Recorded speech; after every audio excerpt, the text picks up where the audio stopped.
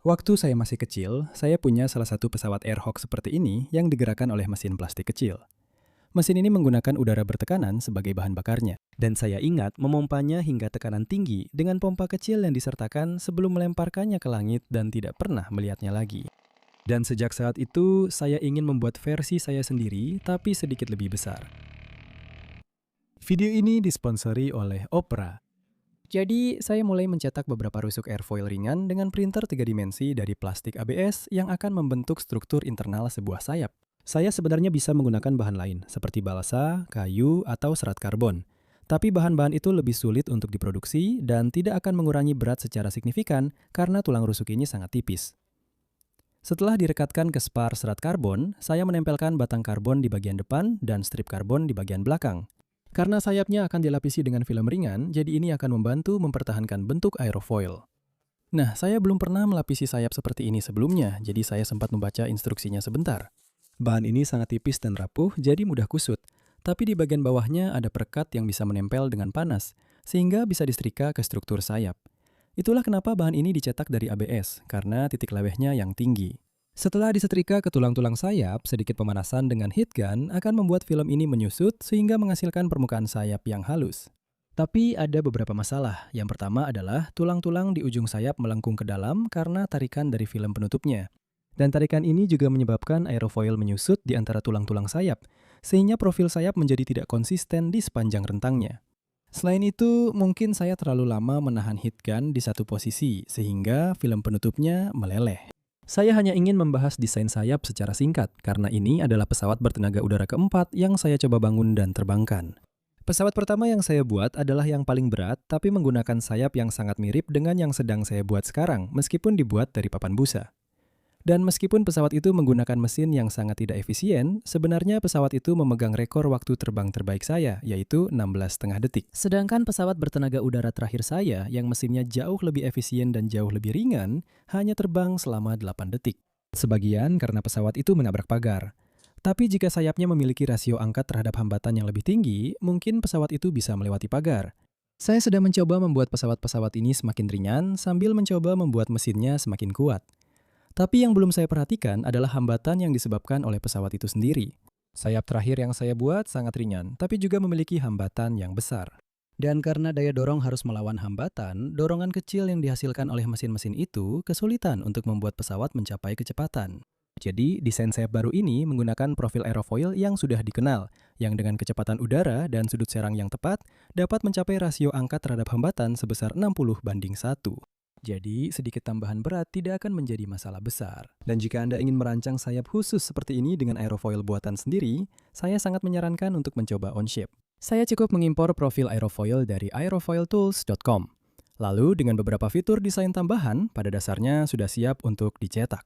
Rip-rip ini warnanya sama dengan kaos saya. Untuk mengatasi masalah yang disebabkan oleh lapisan film penutup, saya memutuskan menggunakan lembaran tipis kayu balsa untuk memperkuat bagian depan sayap. Bahan ini sangat mudah melengkung, dan kalau kamu bawa keluar di cuaca Inggris, akan makin mudah melengkung. Saking mudahnya, saya bisa membengkokkannya di sekitar cetakan sayap yang dicetak 3D dan menyematkannya di tempat sampai kering.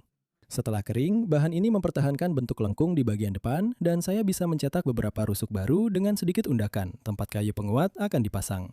Lalu, saya mengecat kayu itu dengan beberapa lapis cat oranye cerah agar terlihat bagus, yang memberi saya waktu tambahan untuk membuat struktur sayap baru. Sayap baru ini mirip dengan yang sebelumnya, tapi memiliki rusuk yang jauh lebih tipis.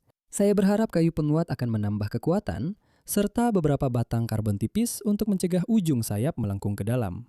Setelah catnya kering, saya menempelkan kayu penguat ke struktur sayap dengan lem CA tipis, dan sayapnya terlihat sangat bagus, dengan bagian depan berwarna oranye dan rusuk berwarna abu-abu.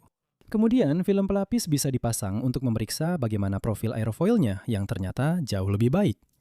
Selain itu, dengan rusuk cetak 3D yang lebih tipis, sayap ini sebenarnya lebih ringan daripada sayap pertama. Dan dengan dua sayap seperti ini membentuk bentang sayap 2 meter, ukurannya lebih dari 3,5 kali lebih besar daripada pesawat Airhawk. Jadi kita membutuhkan mesin yang kuat untuk menerbangkannya. Untungnya, saya sudah cukup lama mengembangkan mesin udara cetak 3D dan telah mencoba berbagai desain yang berbeda, seperti katup masuk yang dioperasikan pegas, katup Cayman pushrod, piston yang digerakkan diafragma, dan desain terbaru yang menggunakan segel piston cetakan khusus yang mengembang di bawah tekanan agar piston kedap udara, yang sangat mirip dengan mesin Airhawk. Dan mesin ini merupakan peningkatan besar dalam performa dibandingkan dengan desain saya yang lama. Menghasilkan 350 gram daya dorong dari mesin yang hanya berbobot 40 gram, fill the cylinder. mesinnya sangat sederhana, hanya dengan beberapa bagian yang bergerak. Udara bertekanan tinggi masuk melalui bagian atas mesin dan disegel oleh bola bantalan ini. Kemudian, saat mesin berputar, sebuah pin kecil di atas piston menggerakkan bola ke atas, membuka katup dan membiarkan udara bertekanan tinggi mengisi silinder. Namun, segel di atas piston ini adalah komponen penting untuk efisiensi mesin, karena segel ini mengembang akibat tekanan dan menutup rapat dinding silinder. Hal ini menyebabkan tekanan mendorong piston ke bawah, menutup katup bola, dan memutar poros engkol. Kemudian, saat piston mencapai bagian bawah, udara mengalir keluar melalui lubang buang dan segel mengerut, menghilangkan tekanan saat piston bergerak kembali ke atas. Sekarang, versi mesin ini yang layak terbang sedikit berbeda, tetapi cara kerjanya persis sama. Mesin ini hanya memiliki ulir hasil cetak 3D untuk dipasang ke botol minuman plastik, dan udara mengalir melalui tabung tipis ini ke kepala silinder. Saya juga memutuskan untuk membeli baling-baling berkualitas tinggi dengan harapan dapat memaksimalkan daya dorong. Dan tentunya, fakta bahwa baling-baling ini dilengkapi dengan kaos kakinya sendiri pasti menandakan bahwa ini bagus. Saya tahu banyak dari kalian yang berpikir kenapa saya tidak menggunakan tabung CO2 daripada botol plastik, karena tabung itu bisa menampung tekanan jauh lebih besar. Nah, tabung CO2 ini diberi tekanan sekitar 800 PSI atau sekitar 54 kali tekanan atmosfer, yang memang sangat besar, tapi volumenya sangat kecil, hanya 21 ml. Jadi, jika kita membiarkan gas CO2 keluar dari tabung hingga tekanannya setara dengan 1 atmosfer, kita hanya akan mendapatkan sedikit lebih dari 1 liter gas. Tapi, jika kita memberi tekanan pada botol minuman 2 liter hingga 120 PSI, atau sekitar 8 kali tekanan atmosfer, kita bisa menyimpan 16 liter udara. Ini berarti kita membutuhkan 14 tabung CO2 untuk menyamai kapasitas penyimpanan botol minuman tersebut. Dan mengingat satu tabung saja beratnya lebih dari botolnya, rasio penyimpanan udara terhadap beratnya lebih dari 14 kali lipat untuk botol minuman tersebut. Jadi, beralih ke tabung CO2 justru akan jadi kemunduran besar. Tapi kamu tahu apa yang bukan penurunan? Mencoba Opera Browser. Opera One adalah versi terbaru dari Opera Desktop Browser. Dan ini benar-benar membantu saya dengan alur kerja saya saat membuat proyek-proyek ini untuk YouTube. Seperti saat meneliti dan merancang sebuah proyek. Tab browser saya bisa benar-benar menumpuk, tapi Opera memiliki fitur group tab sehingga saya bisa mengatur tab-tab tersebut ke dalam grup. Misalnya, ini satu grup tab berisi tab untuk meneliti aerofoil sayap, dan ini grup tab lain berisi tab produk untuk membeli komponen yang diperlukan untuk membuatnya. Selain itu, dengan area AI bawaan, mencari jawaban untuk apapun jadi jauh lebih mudah. Misalnya, jika Anda membaca sesuatu yang ingin Anda ketahui lebih lanjut, cukup sorot teks tersebut untuk memunculkan prompt Arya AI. Lalu pilih antara jelaskan secara singkat, jelajahi, atau terjemahkan, sesuai dengan apa yang ingin Anda ketahui. Secara pribadi, saya suka menggunakan opsi jelaskan secara singkat karena saya sering menemukan banyak istilah teknis saat meneliti proyek saya. Dan fitur ini sangat menghemat waktu saya. Dan aplikasi ini juga memiliki baris perintah di mana Anda bisa menanyakan berbagai pertanyaan yang menurut saya sangat berguna jika saya membutuhkan perhitungan dengan cepat. Dengan banyak fitur lainnya seperti VPN bawaan gratis, pemblokir iklan, dan aplikasi Messenger. Saya sangat merekomendasikan Anda untuk mencobanya dengan menggunakan tautan saya di bawah ini untuk mengunduh Opera hari ini, dan terima kasih kepada Opera yang telah mensponsori video ini. Jadi, untuk meningkatkan waktu penggunaan, saya akan memasang 2 botol 2 liter saling membelakangi menggunakan baut nilon.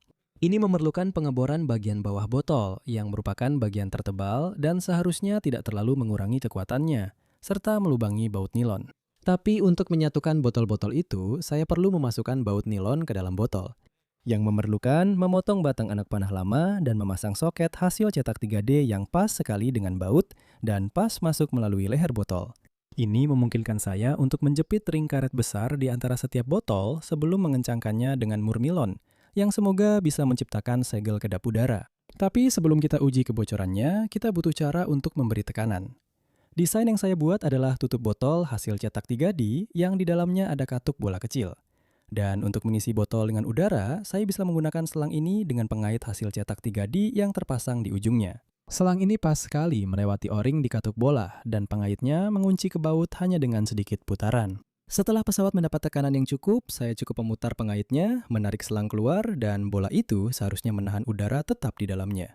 Jadi saya mengisi botol-botol itu dengan air untuk mengurangi energi potensial jika terjadi sesuatu yang salah. Lalu memompanya hingga 120 psi. Dan baik baut nilon maupun tutup pengisi yang dicetak 3 dimensi sama-sama bertahan tanpa kebocoran. Jadi, sekarang saatnya membangun ekor pesawat. Untuk ini, saya memilih menggunakan lembaran kayu balsa, tapi yang tebal 4 mm ini agak terlalu tebal.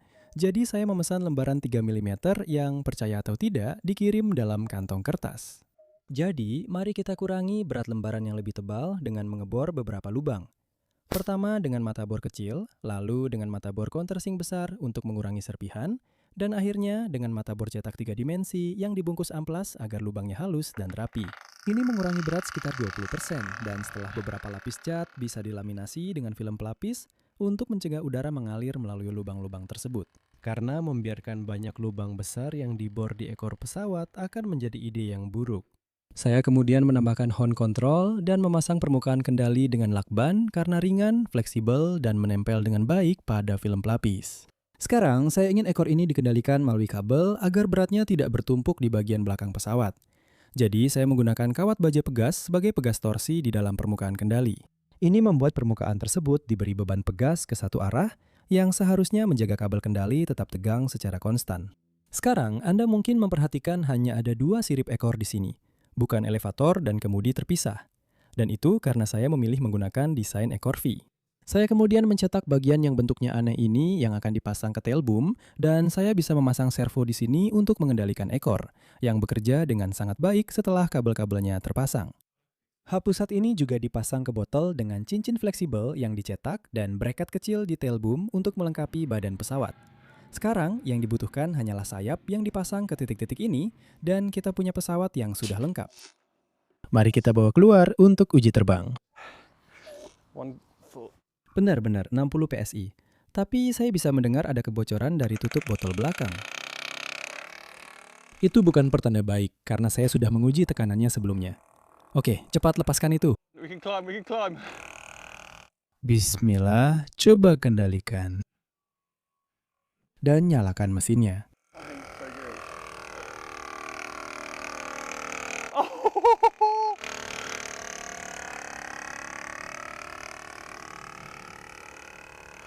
Oh, that's so much better. Itu luar biasa. Oh, Dan bisakah aku mendaratkannya? going like really well. Itu berhasil.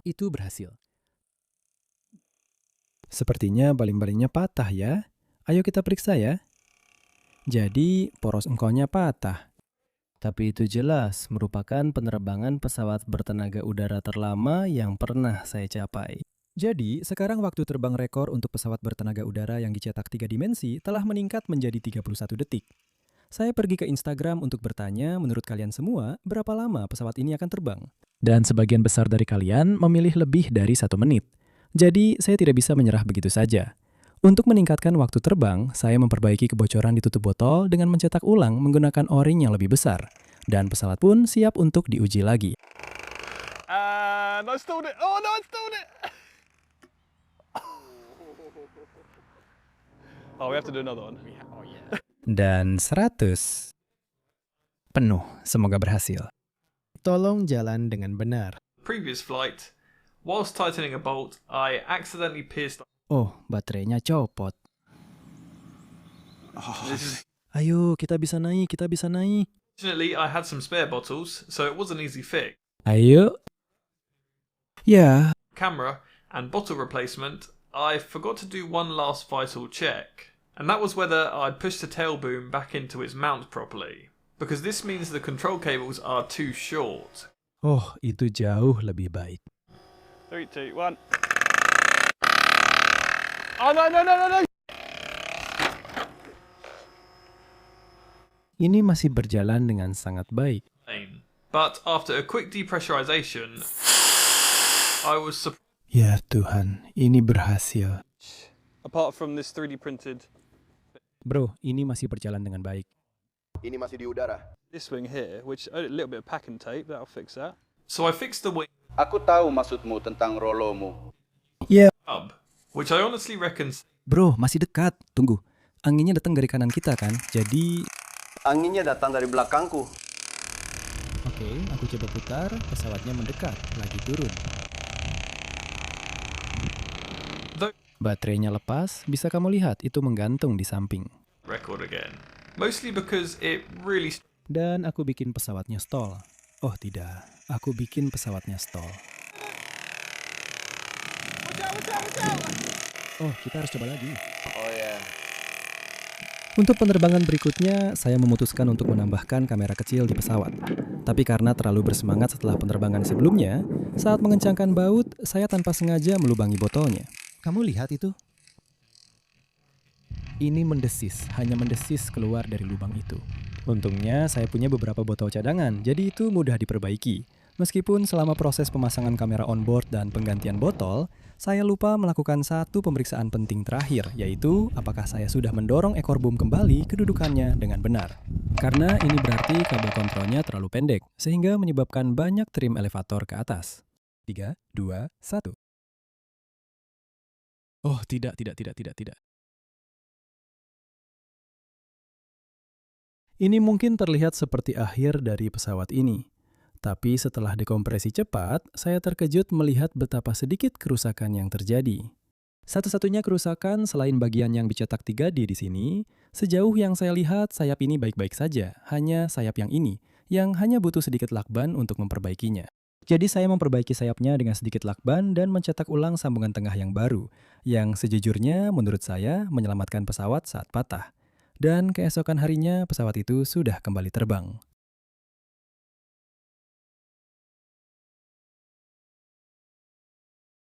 Namun, saya belum berhasil memecahkan rekor terbang 1 menit 20 detik lagi. Sebagian besar karena pesawat ini benar-benar kesulitan saat ada angin.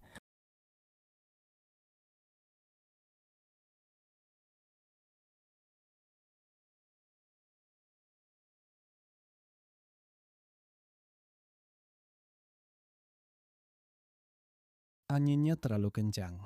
Saya sudah beberapa kali terbang lebih dari 1 menit, tapi saya rasa pesawat ini perlu dikurangi beratnya sebelum saya bisa mendekati angka 2 menit. Bahkan, jika saya bisa mengurangi berat keseluruhan pesawat sekitar 10%, itu sudah cukup untuk menambah 1 botol lagi, yang akan membantu memperpanjang waktu terbang. Terima kasih sudah menonton.